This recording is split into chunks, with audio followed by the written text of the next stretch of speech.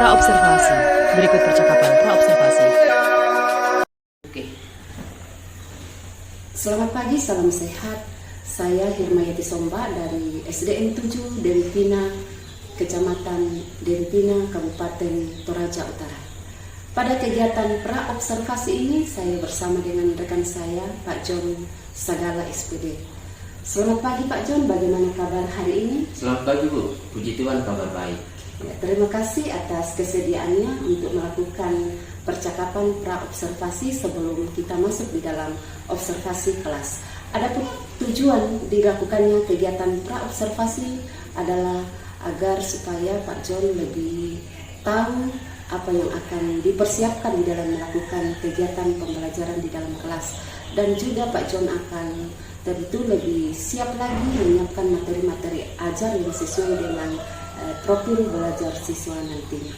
Nah, di dalam percakapan praobservasi ini saya akan mengajukan beberapa pertanyaan, antara lain yang pertama adalah kira-kira apa tujuan pembelajaran yang hendak disampaikan di dalam kegiatan observasi kelas nantinya? Ya, tujuan pembelajaran yang akan saya capai di dalam pembelajaran tersebut yaitu diharapkan setelah belajar materi ini siswa dapat menentukan cara mengukur keliling dan luas pada bangun datar menggunakan satuan tidak baku. Oke, baik. Dengan adanya tujuan yang jelas, kita yakin bahwa pembelajaran akan berjalan lebih terarah dan siswa dapat diarahkan pada tujuan pembelajaran ini dengan baik. Nah, pertanyaan selanjutnya bahwa area pengembangan yang ingin dicapai pada pembelajaran nantinya. Ya, dalam pembelajaran nanti ada dua area pengembangan yang ingin saya capai. Yang pertama adalah area pengembangan pengetahuan, di mana pada area ini diharapkan siswa mampu menguraikan cara mengukur keliling dan luas pada bangun datar menggunakan satuan tidak baku. Dan yang kedua adalah pada area keterampilan, di mana pada area ini siswa mampu mendemonstrasikan bagaimana cara mengukur keliling dan luas pada bangun datar menggunakan satuan tidak baku. Oke, baik. Jadi area pengembangan yang ingin dicapai adalah aspek pengetahuan dan aspek keterampilan pada siswa. Nah, saya ingin mendengar bagaimana rancangan yang ingin Bapak terapkan di dalam kelas. Mungkin dari strategi pembelajarannya, model pembelajarannya, atau dari metode pembelajarannya. Ya, untuk strategi pembelajaran yang akan saya gunakan adalah pembelajaran berdiferensiasi, di mana kegiatan belajar siswa tersebut diintegrasikan dengan pembelajaran sosial dan emosional. Nah, kemudian saya akan melakukan pembagian kelompok berdasarkan kemampuan dan keterampilan siswa. Dan untuk model pembelajaran, saya akan menggunakan model pembelajaran berbasis masalah atau problem basic learning, atau yang biasa kita kenal dengan sebutan PBL.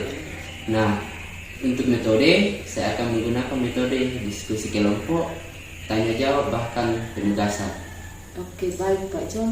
Jadi rencana yang Bapak terapkan di dalam kelas menggunakan strategi pembelajaran berdiferensiasi yang diintegrasikan dengan pembelajaran sosial emosional menggunakan PBL dan metode diskusi kelompok, penugasan dan tanya jawab. Nah, bagaimana dengan media pembelajaran yang akan Bapak gunakan di dalam kelas nantinya? Ya, tentunya untuk media pembelajaran saya akan menggunakan beragam media pembelajaran supaya siswa lebih aktif dalam belajar. Seperti saya akan menggunakan lembar kerja siswa, PowerPoint, LCD, laptop, bahkan saya akan menggunakan pipet dan batang sapu. Ya, luar biasa Pak John, ya persiapan-persiapan yang bisa dilakukan nantinya. Nah, kira-kira kapan Bapak melakukan kegiatan pembelajaran tersebut? Hari apa misalnya, kelas berapa dan jam keberapa? Ya, rencana saya akan melakukan pada hari Rabu, tanggal 6 Maret pada kelas 3 pada jam pembelajaran pertama. Ya, baik. Nanti saya akan datang di kelas Bapak, saya akan melakukan supervisi kelas, dan saya akan melihat dan mencatat hal-hal apa saja yang terjadi di dalam kelas. Nanti setelah dilakukan kegiatan observasi atau pembelajaran di dalam kelas, Masih kita lanjutkan percakapan terakhir, yaitu percakapan pasca observasi yang nanti akan didampingi oleh pengajar praktik. Dan sebelum kita akhiri, kira-kira apa yang Bapak dapatkan dari hasil percakapan kita pada pagi hari ini? Ya, yang saya dapatkan dari percakapan kita pada saat ini adalah saya sudah mendapatkan gambaran-gambaran apa yang akan saya lakukan nanti di dalam kelas, seperti langkah-langkah apa yang akan saya lakukan dalam mengajar dan persiapan media pembelajaran yang akan saya gunakan, dan tentunya saya akan mempersiapkan diri dengan baik dan lebih maksimal. Oke, baik, terima kasih Pak John atas waktu yang telah diluangkan pada pagi hari ini. Kita telah berbincang-bincang dengan baik. Semoga apa yang Pak John rencanakan kita bisa capai nantinya. Nah, demikian percakapan kita hari ini. Sampai bertemu pada kegiatan observasi kelas. Selamat pagi dan sampai jumpa. Selamat pagi. Praobservasi dipraktekkan di dalam kelas. Apa? Ya, kita nyanyi kan Pancasila 1, 2, 3.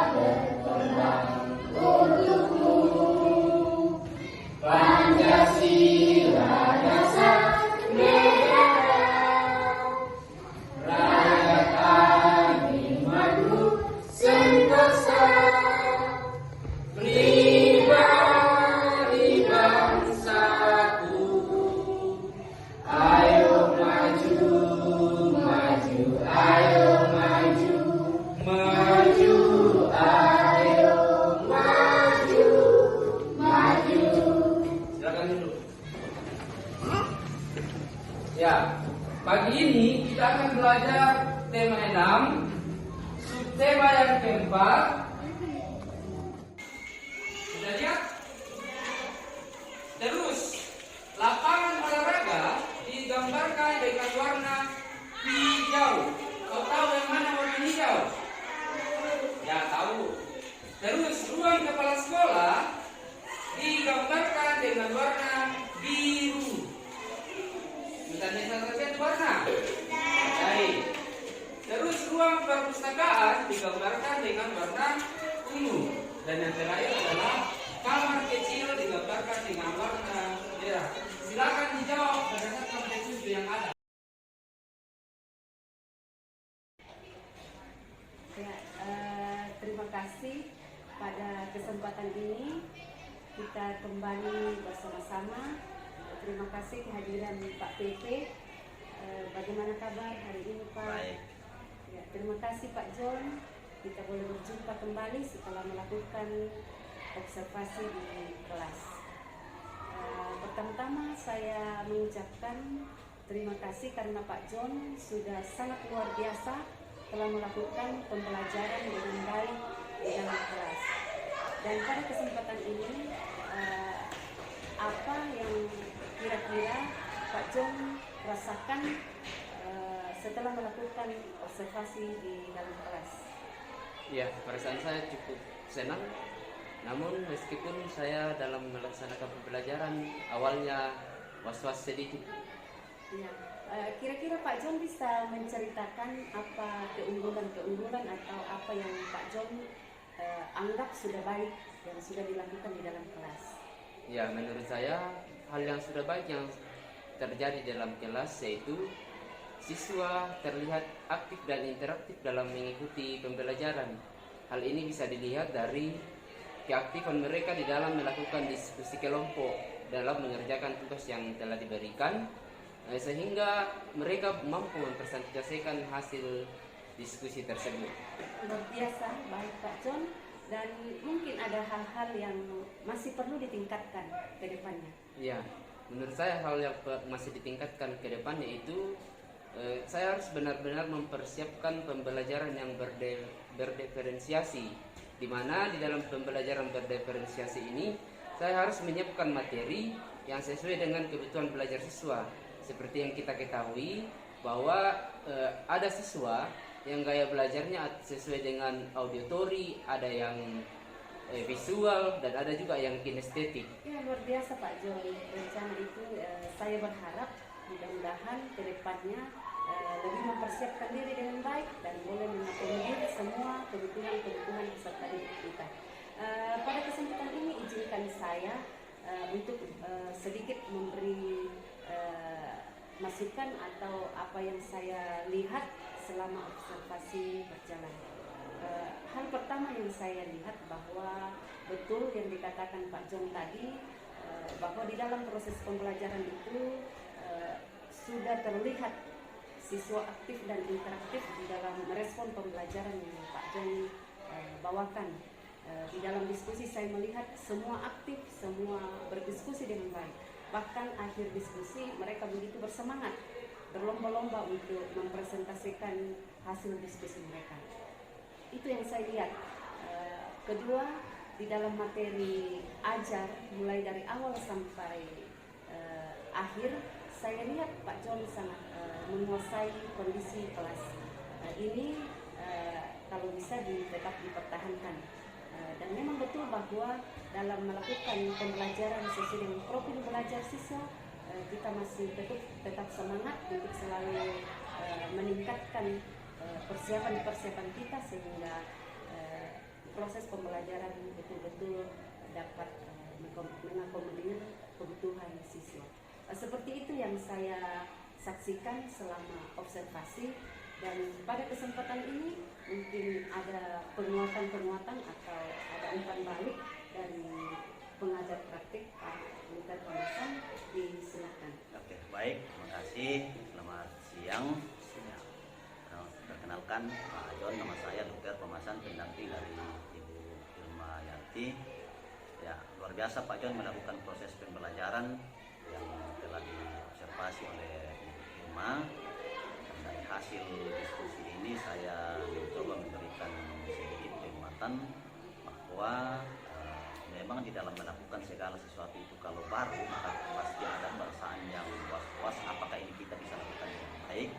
Tetapi tidak apa-apa, Pak John tetap semangat, Ibu Irma tetap semangat untuk tetap berusaha mencoba melaksanakan proses pembelajaran berdiferensiasi dengan baik.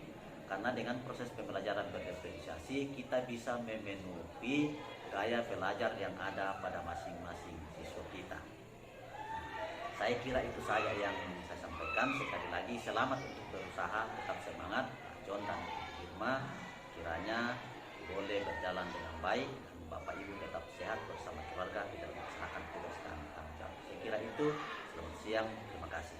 Baik Pak, akhirnya rangkaian kegiatan observasi akademik sudah selesai, dan kepada Pak Luther Pemasan sebagai pengajar praktik saya ucapkan terima kasih atas kehadirannya. Kepada Pak John yang telah bekerja sama di dalam kegiatan observasi